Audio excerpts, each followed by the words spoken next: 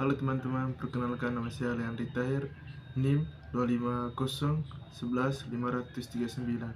Saya mahasiswa dari Universitas Nusa Sendana dari Prodi Penjaskesrek. Oke baik, di sini saya akan menjelaskan materi tentang belajar motorik. Yang pertama, pengertian pertumbuhan dan perkembangan manusia. Yang kedua, perilaku gerak periode bayi sampai lanjut usia. Yang ketiga, keterampilan gerak dasar atau fundamental motor skill. Yang keempat, pengolahan keterampilan gerak. Yang kelima, belajar gerak. Yang keenam, konsep dan teori analisis gerak. Berikut adalah penjelasannya. Yang pertama yaitu pengertian pertumbuhan dan perkembangan manusia. Pertumbuhan manusia adalah bertambahnya ukuran tubuh secara fisik atau berat yang bersifat kuantitatif atau tidak dapat kembali ke semula. Pertumbuhan dapat didefinisikan sebagai proses pertumbuhan ukuran fisik seperti tinggi badan, berat badan, ukuran fisik, dan bertambahnya jumlah sel dalam tubuh. Sedangkan perkembangan adalah perubahan kualitatif menuju kematangan fungsi-fungsi tubuh dan psikologis seperti kemampuan berbicara, berjalan, dan berpikir. Kedua proses ini saling berkaitan dan terjadi secara terus-menerus sepanjang hidup. Oke, materi yang kedua yaitu perilaku gerak periode bayi sampai lanjut usia. Yang pertama yaitu saya akan menjelaskan pengertian perkembangan, pertumbuhan, dan kematangan.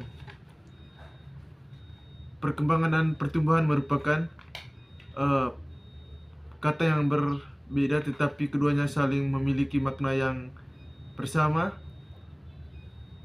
yaitu pertumbuhan merupakan sebuah proses untuk meningkatkan ukuran tubuh secara keseluruhan yang terjadi pada bagian-bagian tertentu oleh individu seseorang.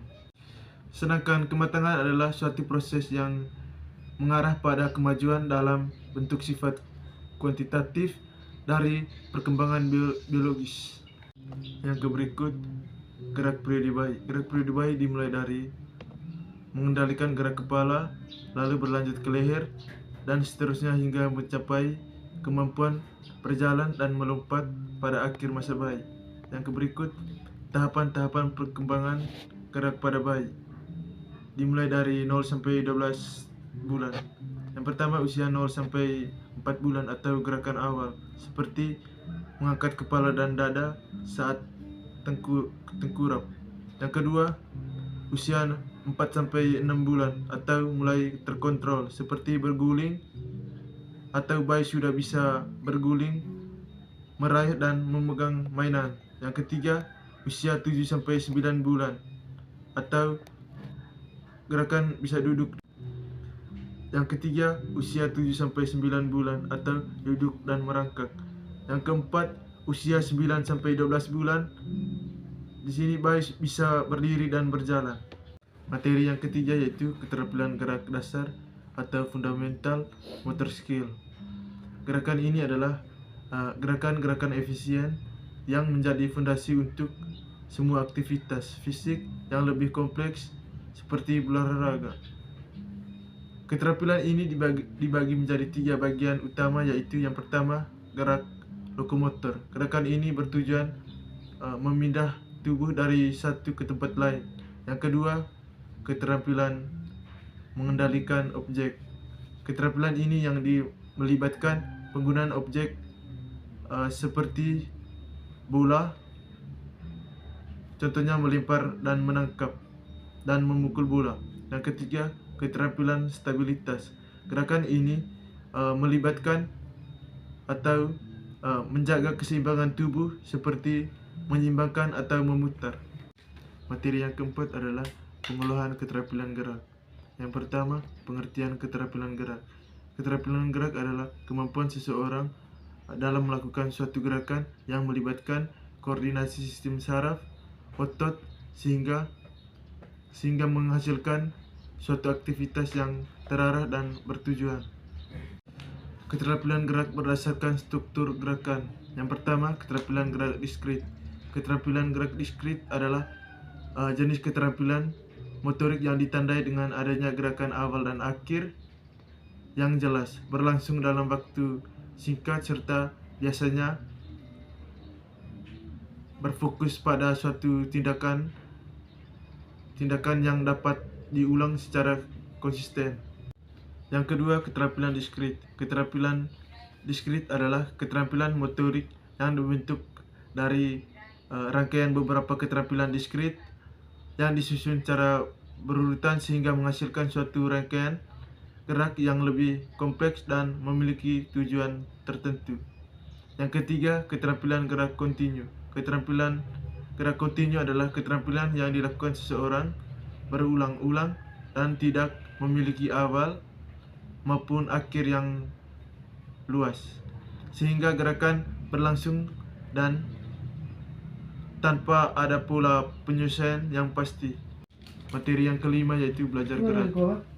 Belajar gerak adalah proses menguasai keterampilan baru yang melibatkan otot melalui latihan dan pengalaman yang bertujuan untuk menghasilkan perubahan permanen dalam perilaku gerak. Proses ini dibagi menjadi 3 bagian utama, yaitu yang pertama kognitif atau memahami gerakan. Yang kedua, fiksasi, yaitu latihan dan penyempurnaan. Dan yang ketiga, otomatif atau gerakan lancar dan otomatif. Belajar gerak sangat penting dalam pendidikan jasmani untuk membangunkan keterampilan yang berguna dalam kehidupan sehari-hari dan aktivitas olahraga. Materi terakhir yaitu konsep dan analisis gerak. Analisis gerak adalah penilaian sistematis terhadap gerakan manusia atau objek untuk memahami mekanika atau efisiensi dan dampaknya, sehingga sering digunakan dalam diagnosis cedera atau rehabilitas dan peningkatan performa atletik. Konsep dan teori utamanya berakar kuat pada prinsip-prinsip biomekanika dan konseniologi serta hukum-hukum dasar fisika. Konsep dasar analisis gerak. Konsep dasar analisis gerak melibatkan pemahaman tentang bagaimana dan mengapa suatu gerakan terjadi. Baik, itu saja materi yang saya bisa jelaskan. Sekian dan terima kasih.